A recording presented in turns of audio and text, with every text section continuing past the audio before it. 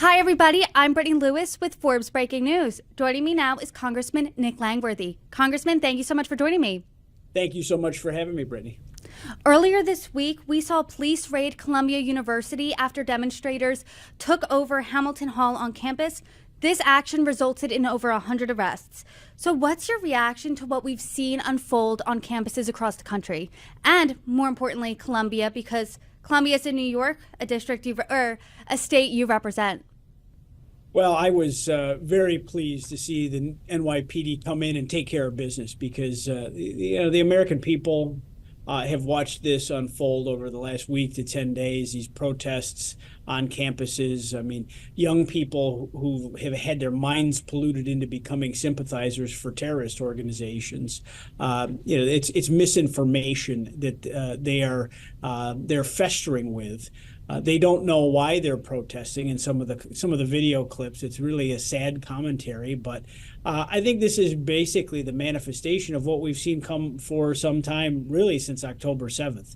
You have an anti-Semitism problem on America's campuses. You have very liberal professors that promote a culture that is downright anti-Semitic, anti-Israel, and pro-Hamas. Now, you have these young people protesting for Gaza. We don't want to see any civilians hurt any more than have to be. But there's a horrible war going on that was brought on by the attacks of October 7th. We had a ceasefire on October 6th. There can be a ceasefire again if they can just return the hostages. But these young people that are so idealistic, that are just looking for a cause, they want to be a past generation, that was fighting for civil rights in the United States, what their parents or grandparents were doing on campuses. And they're just so sadly mistaken. You're watching, this privilege in these students that are going to colleges that cost $90,000, $100,000, and they think they're going to create unrest without consequences. I was very pleased to see the NYPD clean up that campus, arrest the perpetrators, and just get that entire assembly scattered, because these people have woken up a silent majority in this country that are done with academia. They're done with what's happening on America's campuses, and it's time that we reclaim some of that. I know my staff is working right now with me on looking for a legislative solution, because we have foreign nationals in this country currently on a student visa that are out there spewing anti-Semitic rhetoric, anti-American rhetoric on our campuses. And I want a legislative solution to cancel those student visas for people that perpetrate this. Congressman, you bring up a really interesting point, and a lot of other people have brought it up as well, that we have seen protests on college campuses for decades now, anti-war, civil rights, amongst other things.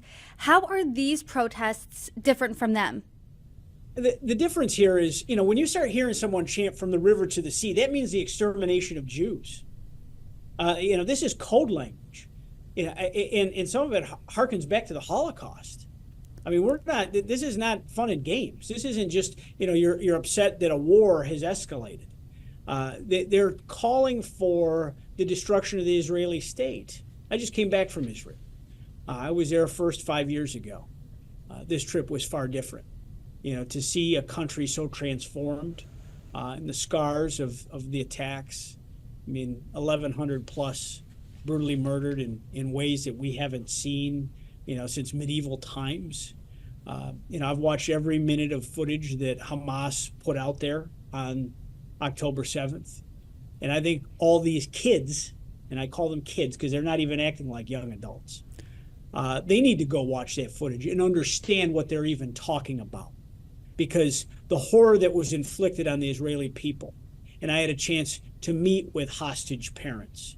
I've had a chance to meet with and share a Shabbos dinner with a family that had 3 son-in-laws have to go off to war in the days following that. And to see, anti-Semitic rhetoric coming out of, children of privilege here in the United States on Ivy League campuses is a slap in the face of every American Jew, every family of a hostage. And we still have 5 American citizens held in Gaza right now, and pray every day that they're still alive. And This is not, a Vietnam protest from 1968. This is a group of overprivileged young people looking for a cause, and they've been polluted by whether it's faculty or TikTok or whatever. Their young impressionable minds have been led to an area of anti-Semitism. People calling for the eradication of Jews. If you filled in, take Jew out and put any other ethnicity there, there'd be an automatic cancellation of that person. Their careers would be ended. There's a reason that these young people are wearing masks. They're not worried about COVID. They know what they're doing. And we need to get this wiped off America's college campuses. We should have a zero tolerance policy for this. Freedom of speech doesn't mean that you can call for the eradication of a race of people.